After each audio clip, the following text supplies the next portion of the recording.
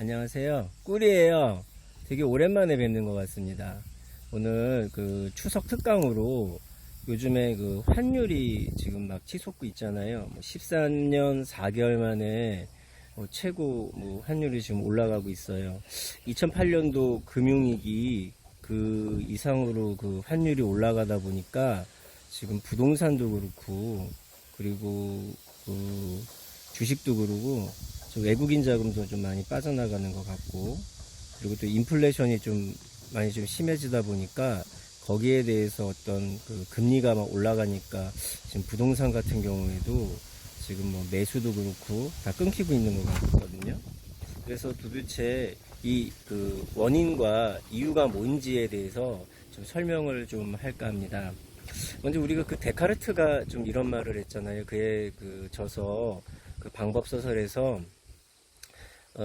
나는 생각한다, 고로 나는 존재한다라는 말이, 나는 생각을 하기 때문에 끊임없이 생각을 하다 보면 그 본질이라고 하는 진리에 도달할 수 있다는 게 그 데카르트의 그 생각인데요. 우리가 인플레이션이라고 하는 현상을 막 보다 보면 도대체 인플레이션이 왜 일어났는지, 그리고 금리가 지금 올라가는 것만 이렇게 보다 보니까 금리가 올라갔던 이유가 인플레이션 때문이었거든요. 이것처럼 그 본질 보이지 않는 걸 잘 놓치게 돼요.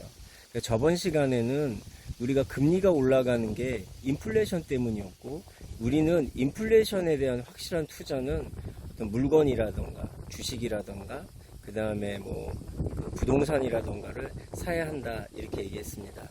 그러면 지금 이렇게 환율이 올라가고 인플레이션이 왜 일어났는가, 이거에 대한 어떤 좀 탐구를 좀 더 해본다면 우리는 그 원인과 그 이유를 좀 알 수 있을 것 같습니다.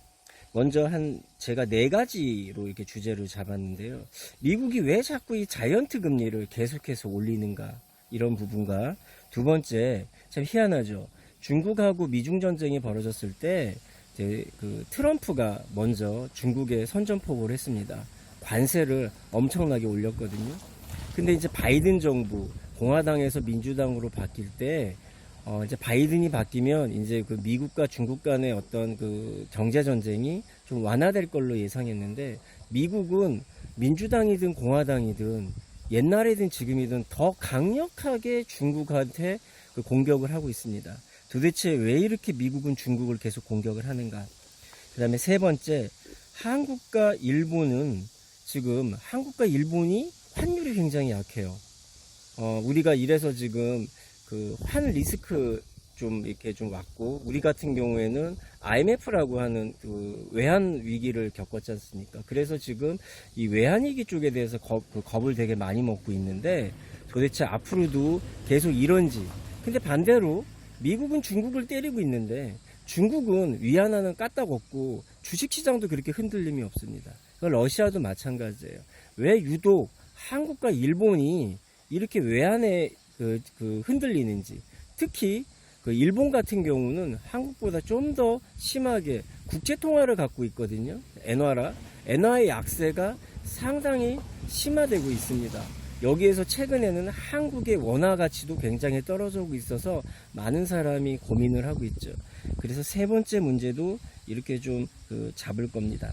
그리고 미국이 이 경제뿐만 아니라 러시아하고 우크라이나하고 전쟁을 지금 한참 하고 있는데, 2차 대전 이후로 아주 무한 지원을 지금 하고 있지 않습니까? 도대체 왜 이렇게 미국은 우크라이나 전쟁에 모든 걸 쏟아붓는지, 아프가니스탄에서도 돈 많이 든다고 철수했던 미국이 왜 또 우크라이나에는 이렇게 사력을 다해서 러시아의 공격을 막고 있는지에 대해서 좀 알아볼까 합니다. 오늘 이렇게 좀 모두는 이렇게 하고요. 하나씩 차근차근 짚어나가도록 하겠습니다.